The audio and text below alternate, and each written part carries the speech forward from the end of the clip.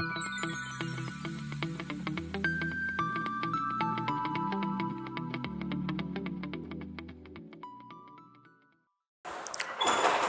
majina yangu ni mchungaji Daniel Timothy Mjema kutoka Diocese ya Kaskazini Kati. Tupo katika Diocese ya Kaskazini Mashariki kwa ajili ya kutoa elimu ya udiakonia. Na elimu hii ya udiakonia tunaitoa kwa sababu ni sehemu mojawapo ya huduma ndani ya kanisa. Yesu Kristo ambaye aliliachia kanisa huduma kuu tatu. Huduma ya kwanza ni kerigma ambayo ni neno. Huduma ya pili ni koinonia ambayo ni sakramenti. Na huduma ya tatu ni hii ya udiakonia ambayo tunatoa elimu kwa sababu ni huduma kati ya huduma hizo tatu ni huduma pekee ambayo imesahaulika, na hata kama inatendeka kama huduma ya ziada ndani ya kanisa. Kwa hiyo tunapotoa elimu hii ni kuonyesha umuhimu wa huduma hii ndani ya kanisa kama sehemu ambayo inahitajika sana, ambayo Yesu mwenyewe alifanya hii kazi kwa 100% kuwahudumia wahitaji. Na kanisa likifanya hivyo linatimiza utume wake kwa watu ambao Mungu amelikabidhi kanisa. Kwa hiyo ni muhimu kila Mkristo kufahamu kwamba ana uwezo wa kumsaidia mhitaji, na kufanya kazi ya udiakonia ama huduma ya udiakonia, sisi tunafanyika kwa mikono ya Mungu katika kuwahudumia watu.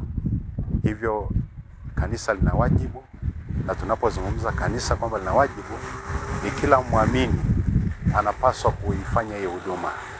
Na tunasisitiza kwamba mahali ambapo kanisa lilipo na udiakonia uwepo.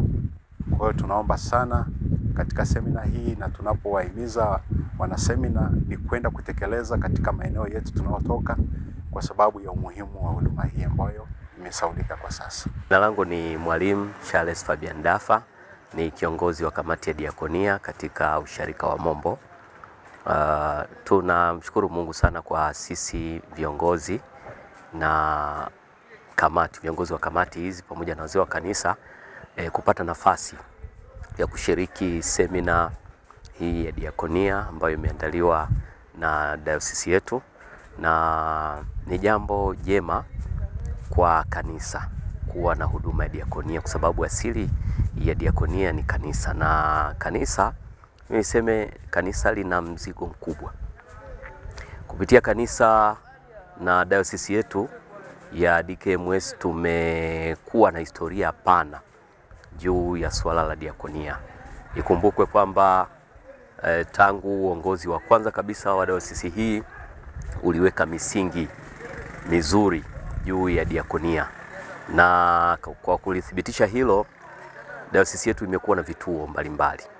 Imekuwa ikitoa huduma kwa watoto yatima, imekuwa ikitoa huduma kwa wenye matatizo ama changamoto ya akili na maeneo mengine kulingana na uhitaji kwa wakati husika. Kupitia semina hii tunajifunza mengi. Liko ombwe ambalo limejitokeza, na kupitia semina hii tunaona ni namna gani sasa tutakwenda kuhudumia kwa upana. Mambo ambayo tumejifunza katika semina hii ni eneo la makundi. Kwa muda mrefu tumekuwa tukifahamu kwamba watu wanaohitaji ama wahitaji wanaoingia katika kundi la kuhitaji diakonia au kuhudumiwa na huduma hii ya diakonia, tumeona kwa sehemu kubwa ilikuwa ni wajane, ni yatima, pamoja na wahitaji wengine kiwemo watu wazee, watu wazima au kundi la wazee.